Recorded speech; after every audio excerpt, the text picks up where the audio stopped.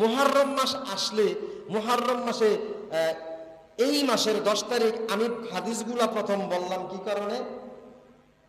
হাদিসগুলা প্রথম বললাম এই যে কোরআনের যে আয়াতটা, সূরা তাওবার যে আয়াতটা বললাম, এটার মধ্যে বললাম আল্লাহ তাআলা যেই দিন পৃথিবী সৃষ্টি করেছেন সেই দিন থেকে কি গণনা 12 মাস, তার মধ্যে 4টা প্রধান সম্মানিত কোনটা? মুহররম, জিলকদ, জিলহজ, রজব। জিলকদ, জিলহজ, মুহররম, রজব, এটা কি কোরআন থেকে আল্লাহ তাআলা বলেছেন। এর মধ্যে মুহররম আছে নেই? আছে। এরপরে রাসূল সাল্লাল্লাহু আলাইহি ওয়াসাল্লাম মক্কা থেকে যখন মদিনায় হিজরত করলেন, যখন হিজরত করলেন তখন মুহররম আছে নেই? আশুরা, আশুরা আছে নেই? আছে। উনি যাইয়া দেখলেন ইহুদিরা আশুরার দিনে রোজা রাখে।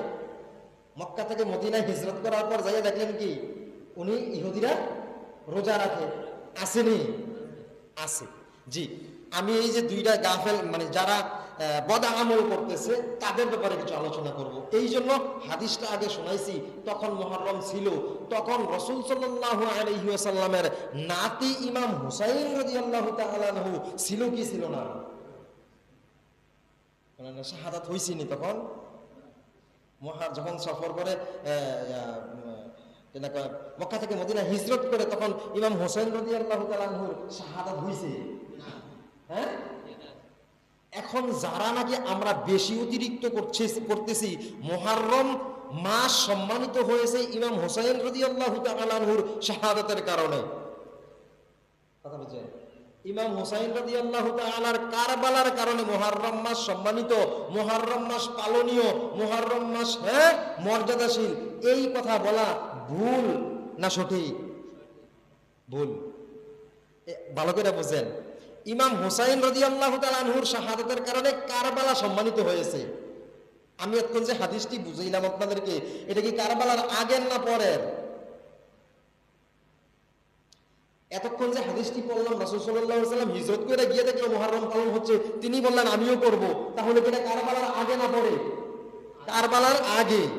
কারবালা তো রাসূল সাল্লাল্লাহু আলাইহি ওয়াসাল্লামের ইন্তেকালের বহু পরে হয়েছে, তাই না?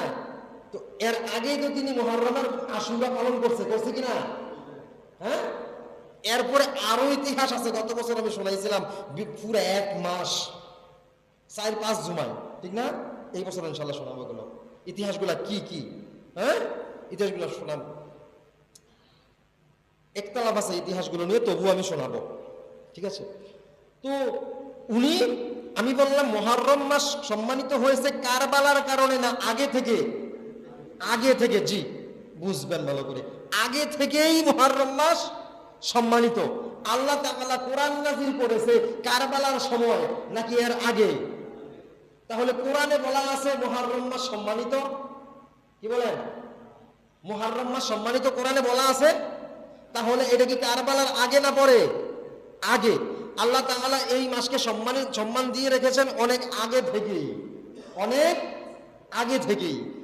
আমরা যারা এই ধারণা করি শুধু কারবালার কারণে মুহররম মাস সম্মানিত পালনীয়, তাহলে এই ধারণাটাই ভুল। এই ধারণাটা ভুল। আর শুধু ভুলই নয়, এটা নিয়ে আমরা এমন অবস্থা করে ফেলেছি, এখন আপনি দেখেন বর্তমানে মুহররমের 10 তারিখে কেউ কেউ শোক পালন করছে। কি পালন করছে? রাসূলুল্লাহ সাল্লাল্লাহু আলাইহি ওয়াসাল্লাম এই জিনিসটা, এই সিস্টেমটা দেখাইব তো দূরে, তখন তো কারবালা হয়নি, কি বলেন? অনেকে এই কাজটাকে এখন শোক পালন করছে। এটা হাদিস দ্বারা বোঝা গেল প্রমাণিত না, যেহেতু রাসূলের যুগের না, সেহেতু এটা হাদিস দিয়ে প্রমাণ না। তাহলে এই শোক পালন করা সঠিক না ভুল? ভুল। হুসাইন রাদিয়াল্লাহু তাআলা আনহুর ইন্তেকাল হয়েছে, কারবালায় শাহাদাত বরণ করেছে, এই শোক পালন করা ভুল। অনেকে শোক পালন করেন, অনেকে এমন করেন যে বাচ্চা কাচ্চাদেরকে এই হুসাইনি কিছু কারবালার কিছু ইতিহাস শুনিয়ে কিছু এইরকম বেদাতি আমল বোঝানো হয়।